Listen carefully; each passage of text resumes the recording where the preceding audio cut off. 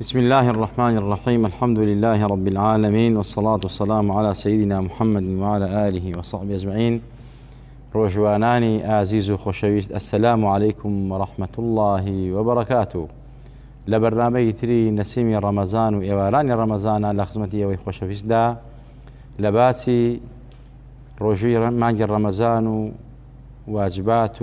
سنة حكمة كان الروجودا لم يوارد آماجة بواجبوني الروجي مانجي رمضان هي كالإوارين تريش آماجة من بيكر بلام لسر كي واجبة الروجي مانجي رمضان لسر كي واجبة آماجة من بيكر من بنص قرآن سنة بيغمري خواو صلى الله عليه وسلم إجماع علماء روجي مانجي رمضان واجبة هر كسيك باوري بي نبيت كافر بيت فرق جوازي شنية أمر روجي مانجي رمضان كبنص قرآن واجب كراوة لسر وزير جزير دولمان فقير هجار أويك أمتي بيغمبر بيو وتبيتي أشهد أن لا إله إلا الله وأشهد أن محمد رسول الله روجي مانجي رمضاني لسر واجبة بنص أو آياتيك آما جمان بيكر يا أيها الذين آمنوا كتب عليكم الصيام كما كتب على الذين من قبلكم لعلكم تتقون. وبفرمايش بيغمبري إخوة كمان بني الإسلام على 50 إسلام من شيني إسلام بينجا يك لوانا أن تصوم رمضان أبيتو روجي مانجي رمضان بالروجوبي بواجب بزاني روجي مانجي رمضان لسر أمتي بيغمبري إخوة واجب كراوة وكتشون لسر أمتاني تر واجب كراوة بلام لسر كي باب زين واجبة وكي أتواني نيقري وكي أتواني مسألة للرمضان بهو عذري الشرعي وبروجونا بدوات القضاء كاتو يا فيديو با يا كفارة با فيديو كفارة بوكيه بإذن إخوة إن شاء الله آما جبن بابتاني يان آما جبوا وكين همو عبادتك الإسلام شرطي هي الركني هي مستحب سنن وسنتي هي مكروهاتي هي مبطلاتي هي أواني كالسنة أو كبطالية كاتو أو كبرجو شرطة وك نويش شوان نويش شرطة كاني دز نويش أو ركن قبلية باكيتية فرض كاني مثلا نيتينانا واستان ببيو وكذا بتواني بو نويش مثلا بو الرجوع عين شد أبي الشرطي هبت شرطي خارجي شرطي داخلي الركني هي وهروا سنتي هي أمرو ما جب واكين لسركي واجبة وشان ركني هي الرجوع رجوع يك لمرجي الرجوع أويا رجوع مانج رمضان علين أويا مانج ببين ريو كمانج بين را أكلت رمضانو لسر أمتي في غمر واجبه صوموا لرؤيته وأفطروا لرؤيته فإن غم عليكم فأكملوا الشعبان 30. أما بالنسبة مرجية كمان بور روجبوني واجبوني روجي مانج رمضان بينيني مانجا الحمد لله زي لبين جم روجي مانج رمضانين أم مرجمان تي براندو مرجي دو هميان لسر كي واجبا أبي أو بزانين براستي روجي مانجي رمضان لسر كسيك واجبا أبي بين شرطي تابت يكم أن يكون مسلما أبي مسلمان به روجي مانجي رمضان لسر مسلمان واجبه لسر كافر واجبني كافر تا كافر بيت تا لا إله إلا الله محمد رسول الله أقرب بالرجوع بخوالي ورناقرت إنسا همانا لما نجي رمضان بالرجوع والله من وجناك من نعلم كافرة الله إيمان دارم شايت ماني شيني بلا من نيج كوالله كي إيمانه كوالله كي دينه من لا صلاة له الصلاة عماد الدين ومن تركها فمن تركها فقد هدم الدين نيش كوالله كي دينه هر كسي نيش نكا براسي كوالله كيك لكوالله دين الروخان دوا بين مسلمان وكافر ومشرك براسي نيشه تو بشي أزاني مسلمانة أما كافرة أويك نيشه كاو سجدة بأخوة أبا أما مسلمان وإيمان داره إعلاني شعيري إسلامي كردوها ومن يعظم شعائر الله فإنها من تقوى القلوب كان يوجهك تعظیمی شعیری ئیسلامەکە دروشمی ئیسلامەکە ئەمە مسلمانە. کابراج کە بانگەدا و نوێژ ناکا و سوزدەی بەخوا ناباو لە ڕەمەزان ئاڵێ بە ڕۆژوم بەڕاستی ناکرێت تۆ بە ڕۆژوو بیت و نوێژ نەکەی. ئەبێ وەک ڕۆژۆکە بە واجب بزانی نوێژەکەش بە واجب بزانی. ئەینا لێت قبوڵ ناکە. هەموو دنیای تۆ بێ خێر و چاکە بیکەی بە خێر و چاکە نوێژ ناکەی خوا لێ وەرناگرێت. ئەبێ نوێژەکانە بکەی. لە ڕۆژی قیامەتدا خوای تەبارەک وتەعالا بەوانەی کەوا نوێژ ناکەن خاتە سەقەر و جەهەنەمەوە بە ئەهلی بەهەشت دەفەرمێ پرسیاریان لێ بکەن بزانە بۆ چوونەتە جەهەنەمەوە. ئەهلی بەهەشت مسەیترن بەسەر ناو جەهەنەمیەکانە بێنن ما سەلەکەکم فی سەقەر قالوا لم نكن من المصلين ولم نكن نطعم المسكين وكنا نخوض مع الخائضين وكنا نكذب بيوم الدين حتى أتانا اليقين فما تنفعهم شفاعة الشافعين. ئەهلی بەهەشت بە ئەهلی سەقەر ئەڵێن ئێوە بۆ لە سەقەران بۆ چوونە جەهەنەم ئەڵێن وەڵا ئێمە لە نوێژ خوێنان نەبووین و نوێژمان نەیەکرد ئێمە زەکاتمان نەیەدا ئێمە یارمەتی فەقیر و ژارمان نەیەدا ئێمە بڕوامان بە ڕۆژی قیامەت نەبوو ئێمە قیامەتمان بە درۆ ئەزانی ئێمە لە چاکە خوازان و چاکە باشە چاکەکاران نەبووین حتا ئەو دەقەی مردن یەقەی پێگرتین کە مردن یەقەی پێگرتین بەڕاستی مەجالی ئیسمان نەما ئەمڕۆژ تکاو شەفاعەتی شەفاعەت خوازان سوودی نییە بۆ ئێمە کەواتە تۆی مسلمان بە ڕۆژوو ئەبی ئەبێ نوێژیش بکەی. کوردەواری خۆمان ئەڵێ ئەوەی کە ڕۆژوو ئەگرێ و نوێژ ناکا ئەڵێن بەرازی دەم بەسراو ئەمە تەمان واڵێن خۆ من وا ناڵم یعنی ئەمە خەڵک واڵێ ینی بەڕاستی تۆ ناکرێ بڵێ من ڕۆژوو ئەگرم نوێژ ناکەم. زۆر کەسێک لەوانەی کە با ئینسان دامێ گومانی باش بێت گومانی خراپ لە صیفەتی ئینسانی مسلمان نییە بەڵام خەڵکێک واڵێن ئەڵێن ئەمانەی کە بە ڕۆژوو ئەبن بۆ ئەوەیەکەوە صحەت و عافیەتان پازراو بە یا زەعیف بن ئەیناگە تۆ باوەڕ پێ و باوەڕ بەخوا هەیە و کە خوا بەڕەقیب ئەزانی بە حەق لا إله إلا الله محمد رسول الله یەکەم عیبادەت لە ئیسلامە نوێژە کۆڵەکەی ئیسلام نوێژە نوێژەکانە بکە ئەنجا ڕۆژوو بگرە زەکات بدە حەجی ماڵی خوا بکە عومرە بکە خێر و سەدەق نوێژ نەکەی خوای تۆ لێوەر ناگرێت. کەواتە ڕۆژوو واجبە لەسەر مسلمان. مسلمانیش کێیە ئەوەیە کەوا هەرچی کردەوەکانی ئیسلامە بە پێی توانات جێبەجێیەکە بە تایبەت سەوابیت جێبەجێ ئەکات. کەواتە کافر لەسەری واجب نییە کافر تا مسلمان نەبێ خیتابی خوا ڕووی تێ ناکە وما خلقت الجن والإنس إلا ليعبدون خوا ئەمە من جنەکە و بەشرم بۆیە دروستکە عیبادەت و سوجدە بۆ من بەرن. کەواتە ئەوەی کە ئەهلی ئیمان و دینە خوا کۆمەڵەشی لەسەر واجب کردووە ئەوەی کەوا کافرە حتا ئیمان نەهێنێ بە قورئانە فەرمێ حتا واز نێنێ لە کوفر و ضەلالەت و شیرکی خۆی ئەو کاتە هیچ خیتابێکی خوای ڕووی ناکات چونکە جارێک خوا لەسەر کوفرەکە محاسبەیەکە ئەو لەسەر کوفر بمرێت جەهەنەمیە ئەبەدیە. إن الذين كفروا من أهل الكتاب والمشركين في نار جهنم خالدين فيها أولئك هم شر البرية. أواني كوا كافرا لأهل الكتاب ولا غير أهل الكتاب مشرك كان أمانة جهنمين حتى إيمان نهينا خوان براسي ليان خوش نابه إشان هذا جهنم أبدين أمانة خراب ترين خلقي مخلوقات سر أرزن. إن الذين كفروا من أهل الكتاب والمشركين في نار جهنم خالدين فيها أولئك هم شر البرية. كواتا رسول سر مسلمان واجبة. دوام أن يكون مكلفا يعني بالغا عاقلا أبي مكلف به أو كسي كوا مسلمانة أبي تكليفي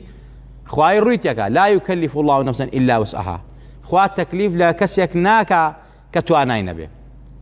يعني كواتك المكلفين بالغ به من دال نبه من دال پیغمبری خوامد امر بمن الله كان تام كان لحوصالا نيوش كان روجو بقرن لدا لسر تركي الروجو نيوش لياندن بس نقل يدانه ده سوق عجب شيني ليدانه كواكو تحذير كرامي كي الله دار بتريت شميتوا بوي هل من الله فيري الروجو نيوش بيت نكو انا اسا دڵی نا خەبەری کاتۆڵێ بە نەستە لەو بە پسکیت بە خێوێکە هەڵێت خوا با خەبەری نەکەمەوە لەبەر ئەوەی کەوا خەواکەی لێ تێک نەچێت بەزەی پێ ئەمە ڕەحم نییە بەرامبەر ئەمە گەورەترین دوژمناتی لەگەڵ مناڵەتۆیکی ڕەحم و سۆز ئەوەیە کەوا تۆ فکری ئایندەی قیامەت و دوا ڕۆژی ئەو مناڵە هەبێ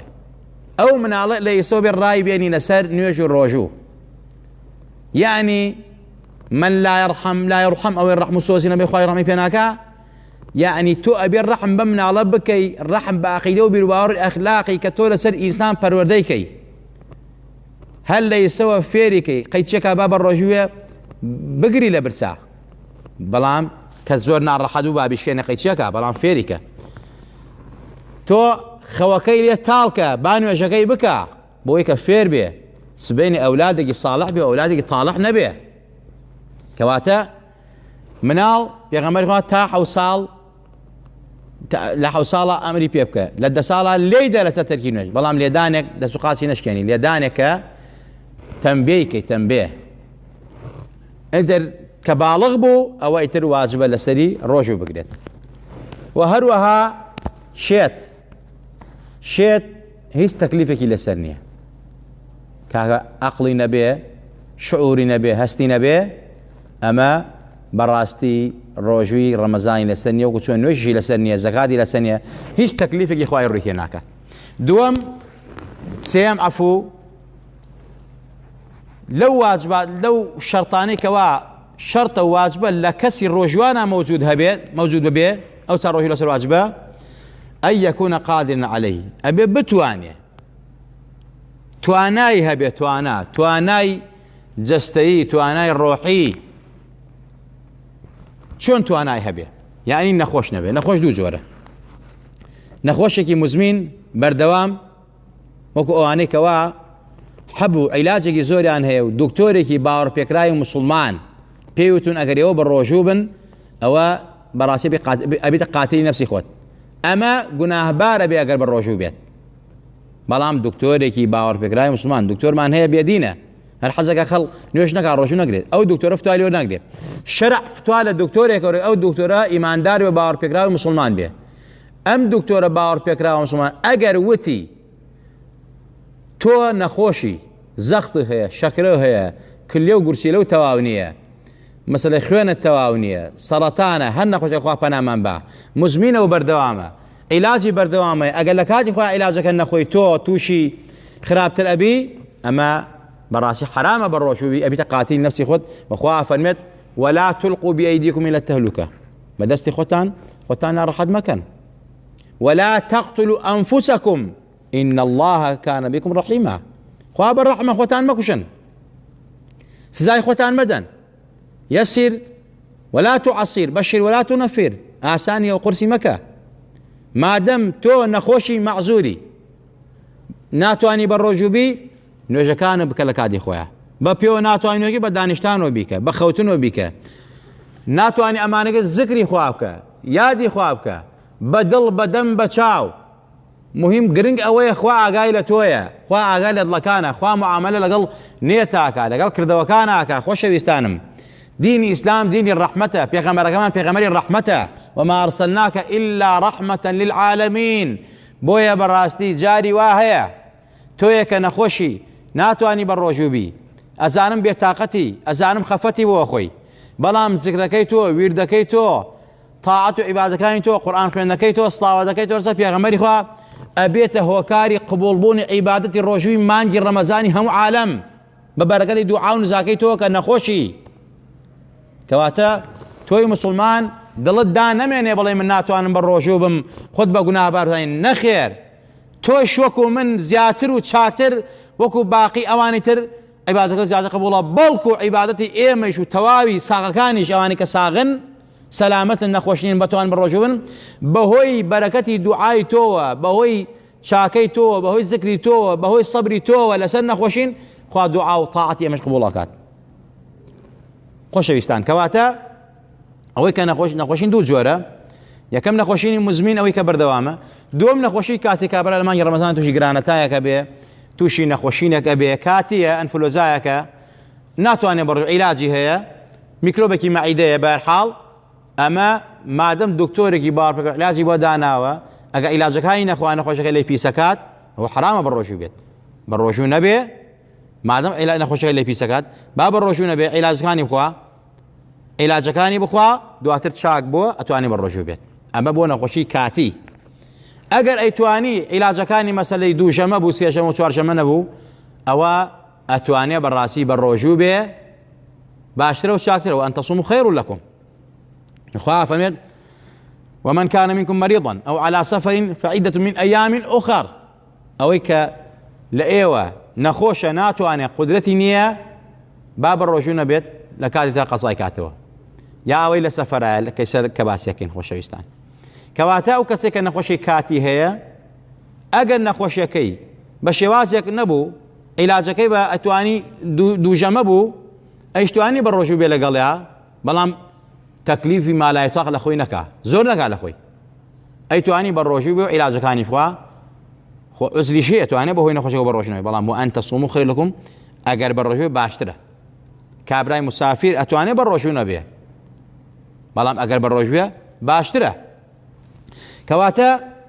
و هەروە پیر و پەکەوتە کە بەهۆی پیریەوە زەعیف بۆ خۆی هێزێنەوە تاقەی نەماوە ئەتوانێ بە ڕۆژوو نەبێ لە کاتی خۆیان باسیەکەین ئەبێ فیدیەکەی بە لە کاتی فیدیا ئاماژەی پێکەن ئینشاءالله و هەروەها ئافرەتمان هەیە شیردەرە تازە مناڵی بۆ شیرەدا ئەم ئافرەتە ئەتوانێ بە ڕۆژوو نەبێ کە بعدم شیر ئەدا ئەگەر بە ڕۆژوو بێ و زەرەر لە شیری بکەی و مناڵەکەی برسی بێ گونابارە بێ چونکە ئیسلام دینی ڕەحمەتە پەروەردەکردنی ئەو مناڵە و برسی نەبوونی ئەو مناڵەی لا گرنگتر لە هەموو عیبادەتێک کەواتە تۆی دایک مادەم شیر ئەدەی ئەزانی ڕۆژوو تەئسیر لەسەر شیرەکەتەکە کەم یەکاتەوە مناڵەکە برسیە بێ حرامە بە ڕۆژوو بی ناوێ بە ڕۆژووی بە ڕۆژوو مەبە دواتر قەزای کەرەوە فیدێش بە لەگەڵا چونکە لەبەر مناڵەکە بووە ئەگەر لەبەر خۆت و زاتی خۆت بە ئەگەر خۆت شیر ئەدەی بە ڕۆژوو بی زەرەر ئەکەیت و جسم و زەرەر ئەکا و زەعیفە بێ ئەو کاتە بە ڕۆژوو مەبە و حرامیشە بە ڕۆژوو بێ چونکە بەڕاستی زەرەر لە خۆت دەدەی بەهۆی ئەوە کە شیر ئەدەی جسم و زەرەرەکە ئەمە بەس قەزای لەسەرە دواتر لە کاتێکی ترا کە مناڵەکە لە شیر بڕیەوە مادەم لەبەر نەفسی خۆتە لەبەر مناڵەکە نییە ئەتوانی مەسەلەی بەس قەزای کەیتەوە فیدیە لەسەر بەڵام ئەگەر لەبەر مناڵەکە بە ڕۆژوو نەبێەوە کە شیری تابی لە مناڵەکە ئەو کاتە بە فیدیە بیت و قەزاکی کەیتەوە و ئافرەتێک کە حامیلەیە عینی ئەمیش عینی هەمان مەسەلەیە وەکو مەسەلە ئەگەر لەبەر نەفسی خۆی دکتۆر بڵێ ئەگەر بە ڕۆژوو بی هەم حەملەکەت زەرەکە هەم خۆت جسم و تیاچێ ئەمەش ناوێ بە ڕۆژوو بێ بۆی کەوا حەملەکەی پارێزراو بێ و نەفسی خۆی پارێزراو بێ پاراستنی نەفس لای خوا لە هەموو شتێک گرنگتر و مهمترە ئەوە با بە ڕۆژوو نەبێ بەڵام دواتر قەزای کاتەوە و فیدێشی لەسەر دێ بەڵام ئەگەر دکتۆر بڵێ ئەتوانی بە ڕۆژوو بێ تۆ بنیەت بە قووەتە تااقەت هەیە هێزت هەیە مەگەر لەبەر مناڵەکە بە ڕۆژوو مەبە چونکە مناڵەکە زەرەرەکە خۆت هیچ مشکلەیەک نابێ ئەوە ئەتوانێت لەبەر مناڵەکەی بە ڕۆژوو نەبێ بەڵام دواتر ئەبێ قەزاژی کاتۆ فیدێشی بە فیدێ ئەدا لەسەرەوەی کە لەبەر مناڵەکەی بە ڕۆژوو نەبووە قەزاژی کاتە لەسەر ئەوەی کەوا چونکە ئەمرێکی عاریسە و لە کاتێکە مانگی ڕەمەزانە و ئەم حامیلە بووە و ئێستا کەوتێتە ئەم کاتەوە لە عوزری هەیە ئەتوانێت بە ڕۆژوو بەڵام لە کاتی خۆی بێ قەزای کاتەوە کەواتە کرێکارێک کە کرێکاری ئەکات بۆ نمونە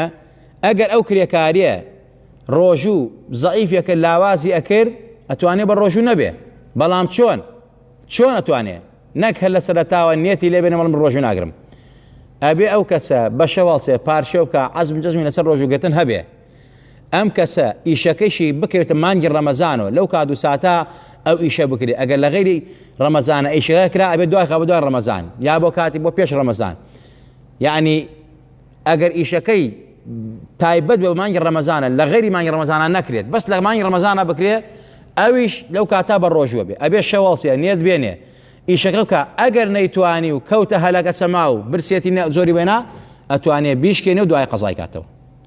نەکە لە سەرەتاوە نێتی لێ نەهێنێت کەواتە موظفی دایرەکان فەرمانبەرەکان ئەوانەی کەوا لە بازاڕان ئەمانە هەمویان واجبە بە ڕۆژوو بن چونکە ئەمە نابێتە عوزر ئەمە نابێتەوەی کە بڵێ من فەرمانبەرم ئیشەکەم وا قورسە ئەمانە یعنی تۆ واجبە لەسەر بە ڕۆژوو مەگەر ئەوەندە ناڕەحەت بی ئیشەکەت ئەوەندە زۆر گران بێ ئەو کاتە ئەتوانی بیشکێنی نەفس دەڕزگارکەی بەڵام دوای قەزاکەیتەوە ئەوی ئەگەر زۆرت بۆ بێ ئەوە تەدین ئەکری و سوێن ئەدەی نەک هەر لە خۆ تۆ یەکسەر نێتی لێبێنی و بیشکێنی چونکە گونابارە بی. خۆشەویستان، مەرجێتر لە مەرجەکانی ئەو کەسێک کە واجبە ڕۆژوو بگرێت مقیم بێ، مسافر نەبێ، کەواتە ڕۆژوو لەسەر مسافر واجب نییە، بەڵام وأن تصوموا خير لكم. خوا ئافرمێت ئەگە کەسێک لە ئێوە نەخۆش بوو لە سەفەرا بوو با مەسەلەی بە ڕۆژوو نەبێ ئەتوانێ سەفەری عوزری تەرکی ڕۆژووە، ئەو عوزرەیە کە نوێژی چواری وەکا بەدوو السەفەر قطعة من العذاب، پێغەمبەری خوا فەرمێت سەفەر بەشێکە لە عەذاب، خوا ئاسانکاری کردووە، ڕوخسەتی داوە بە عەبدەکانی خۆی، حتا ئەفەرمێت وەکو چۆن مەسەلە ئینسان پێی خۆشە کەسێک هەدیەیەکی لێ وەرگرێت، ئەمە هەدیە و سەدەقەی پەروەردگارە، خوا پێی خۆشە عەبدەکانیم سەدەقەی لێ وەرگرن، کەواتە تۆی مسافر توانی بە ڕۆژوو نەبی، نوێژی چوار کاتی بکەی بە دوو، جەمع بکەی، بەڵام بە مەرجی خۆی بە شەرتی خۆی، سەفەری قەسر، سەفەری حەڵاڵ، نەک سەفەری حرام، نەک سەفەرێک بۆ عەربەت، نەک سەفەرێک بۆ زەڕایان، نەک سەفەرێک مەسەلەی 20 کیلۆمەتر و 30 کیلۆمەتر، سەفەرێکەوە دوو مەرحەلە سێ مەرحەلە بێ، ئەندازەی قەس و جەمع بێت، کەواتە تۆ ئەتوانی بە ڕۆژوو نەبی. ومن كان منكم مريضا أو على سفر فعدة من أيام أخر، بەڵام وأن تصوموا خير لكم، ئەگەر بتوانین لە سەفەرا بە ڕۆژوو بی ئەوە چاکترە. خەڵکی وامانەیە خواخوای دەکرێتە سەفەرەوە، ئەڵێ باشکەم لە ڕەمەزانە بکەمەوە سەفەرەوە بە ڕۆژوو نەبم، ئیتر نازانێ بەدوای هەر بێ قەزای کاتەوە، ئەم قەرزە هەر بێ باتەوە، یعنی ئەبێ ئێمە ئاگامان لەوە بێ، نەک کە تۆ کەوتە سەوردی ڕۆژوو لەسەر نامێنێ، هەر لەسەر تەمێنێ فعدة من أيام أخر. و یەکێتر لەو مەرجانە پێنجەم ئەوەیەکەوە الخلو من الموانع، ئەبێ ئەو کەسەی کەوا وەکو چۆن وتمان مسلمان بێت، مکەلەف بێ و باڵغ و عاقڵ بێ، توانای هەبێ و هەروەها مقیم بێ و مسافر نەبێ، ئەبێ مەوانعێکی تیا نەبێت، ئەو شتانەی کەوا ئەبێتە هۆکاری قەدەغەکردنی ڕۆژوو لەسەری، بە تایبەت ئەمە لە ئافرەتانە، ئەگەر ئافرەتێکی خوشێکی بەڕێزی ئێمە کەوتە سوڕی ماگانەوە حرامە بە ڕۆژوو بێت، ناوێ بە ڕۆژوو بێت، منداڵی بوو ناوێ بە ڕۆژوو بێت، کە لەو کاتە زەیسانیە ناوێ بە ڕۆژوو بێت، حتا لەو سوڕی مانگانە و لەو زەیسانە کە ئیتر لەحزەیەک بێ یا 40 ڕۆژ بێ یا 6 ڕۆژ بێ کە لای زۆرەکەیەتی، ئەبێ ئەو کاتانە حرامە لەسەری ڕۆژوو نەگرێ، چ ڕۆژوی سونەت چ ڕۆژی واجب، حرامە لەسەری نوێژ بکە، حرامە لەسەری قورئان بخوێنێ، دەستدا بە قورئانەوە، بەڵام زیکرەکان ئەتوانێت زیکر بە سڵاوات بە ئەمانە مەجالی پێدرا، بەڵام قورئان خوێندن و تەواف و نوێژ و ڕۆژوو لەسەر حرامە. دایکی ماداران ئەفەرمێ پرسیارمان لە پێغەمبەری خوا کرد، پێغەمبەری خوا فەرمی صلی الله علیه وسلم ئێوەی ئافرەتان خوای تەبارەک وتەعالا ئەمەی داوە بەسەرتانە، سەبری لەسەر بکەن کە کەوتنە سوڕی مانگانەوە، یا منداڵتان بوو ئەبێ بە ڕۆژوو نەبن و نوێژ نەکەن و تەواف نەکەن و ئەوەی قورئان نەخوێنن. فەرمووی بەڵام خوا ئاسانکاری وە کردوون، ئەو مدە ئەو 7 ڕۆژە 8 ڕۆژە تا 15 ڕۆژە کە لە سوڕی مانگانای تۆ واجب نییە نوێژەکان قەزاکەیتەوە، یان مەسەلە زیکرەکان قەزاکەیتەوە، سونەتەکان قەزاکەیتەوە، ئەمە واجب نییە بۆ نوێژ. بەڵام ئەگەر لە ڕەمەزانە کەوتە سوڕی مانگانەوە یا کەوتە زەیسانیەوە، منداڵتان لە ڕەمەزانە بوو، ئەوە چەند ڕۆژتان نەگرتو، ئەگەر مانیەکە ئەگەر 10 ڕۆژە 15 ڕۆژە 7 ڕۆژە لە سوڕی مانگانەی واجبە ڕۆژەوە قەزاکەیتەوە، بەڵام نوێژەکان واجب نییە قەزاکەیتەوە. کەواتە الخلو من الموانع ئەوەیە بەڕاستی، ئەبێت تۆ شتێکتیان نەبێ، عوزرێکتیان نەبێ کە مەنعی ڕۆژوگرتن لێ بکە. خۆشەویستان، ئەمە بە کورتی ئاماژەمان بەو مەسائلە شەرعیانە کرد. خۆشەویستان، ڕۆژوو دوو ڕوکنی سەرەکی هەیە، ڕوکنی یەکەمیان نێتێنانە، ئەبێ هەموو شەوێ تۆ نێت بێنی، چونکە ئینەما الأعمال بالنیات وئینەما لكل امرئ ما نوى، هەتا ئاخری حەدیسەکە. هەموو کردەوەیەک نێتی تایبەتی خۆی هەیە. ولەماو زانایان ئەفەرمون هەموو شەو ڕۆژێکی ڕەمەزان عیبادەتێکی مستەقیل و سەربەخۆیە، وەکو چۆن نوێژی نیمەڕۆ لە نوێژی بەیانی جیاوازە، عیبادەتێکی سەربەخۆیە. هەموو ڕۆژێکی ڕەمەزانیش هەموو شەوێکی ڕەمەزان عیبادەتێکی سەربەخۆیە، کەواتە تۆ بێ هەموو شەوێ نێت بێنی،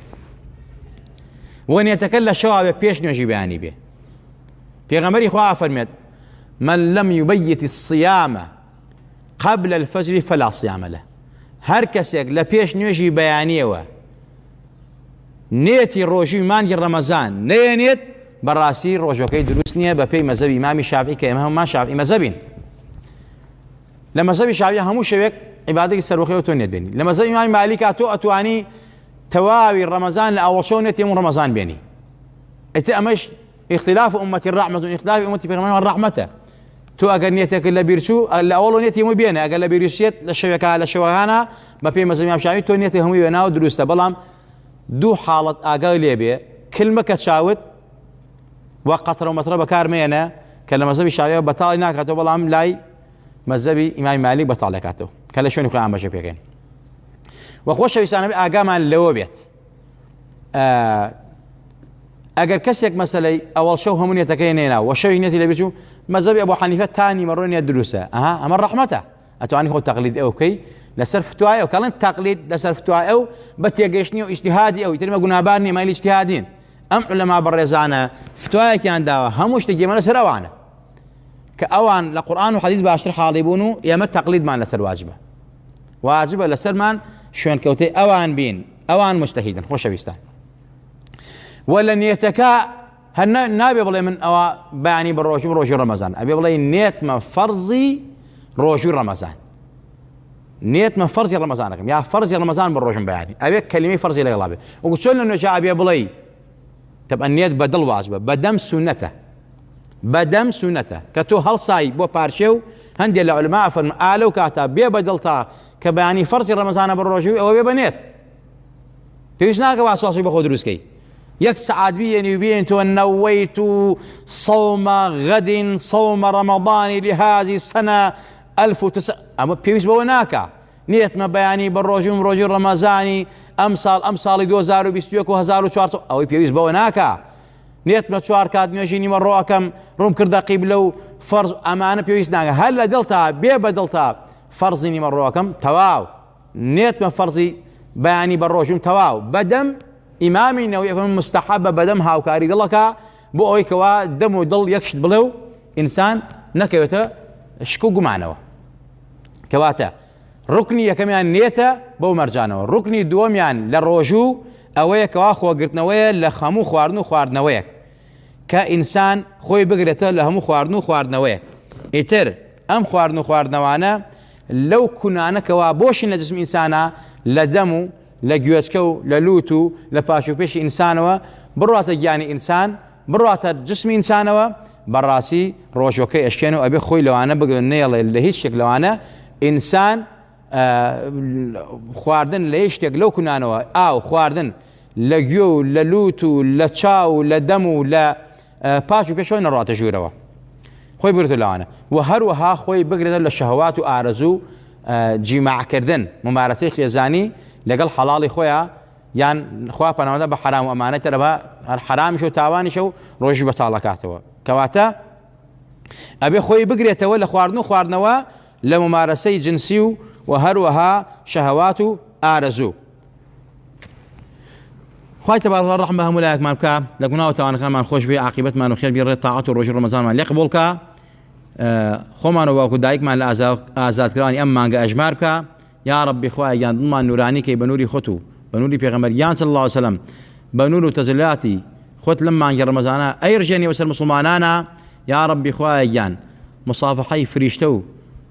ملائكه كان يتكلم عن قدا دا بنس سر لقى مسلمانانا عبادتك وتقوى كانوا دعاء خير بو ما كان خويا بن مصافحي اوان دعاء خير وفريشتان كي يا ربي خويا اصلاح حال خوان وخانادو معلوم دال مان كي بإيمان ومان جنو بمان من زندو مان كروا لا بلا وباو نخوشي وناخوشي خمان وخانو هذا معلوم دال ولات مان بارزاو كباراني برحمة مان ببارنا كانوا كارز كان مان ببتقنا رزق روزي حلال هم لا يكمان به هم لا يكمان لقاتي جراني برسيتي بوملرزو زمين لرزو خرابو غضبي خوت لأرزو آسمان أخويا بارزاو مان ك بدور مان كله همو نخوشي وناخوشيك يا ربي خويا لرجع قيامتها لدرجاي الريان وبرينا بهالشوا برشفاعتي بيغمبر منخي لقلب بيغمبران وصديقين وصالحين بياو شاكان بتايبت لغزمت بيغمبري أكرمها بين صلى الله عليه وسلم نجر الله لا إله إلا الله ومحمد رسول الله حشر مامكي بدسني مبارك وبيغمبر نازارة آوي كوسر مان بيته أواني دعاء خيرا لك دوين يا ربي خويا الرحم بخوان وخانوا دو معلوم دالان كي شفاي نخوشان بي معلوم دالان صالحكي رزق روزي حلالان بي نخوش يعني اخويا شفاء عاجل وبلام من دال اخويا من دال صالح بيدي من دال هم ولاك ما صالح كي كيش وقرفتوا مشاكل عائليان هي اخويا مشاكل كان بتشار سكي مشاكل ولاك ما تشار سركي اجر ناراحه بطاقه لأولاد ومعلوم دارنا دور أخوة بيكان شاد كيتوا من على خانا صالح أخوة وأنا صالح كيتوا من عليهم ولايك ما صالح كي آمين آمين. أقول قولي هذا وأستغفر الله لي ولكم ولسائر المسلمين. السلام عليكم ورحمة الله وبركاته.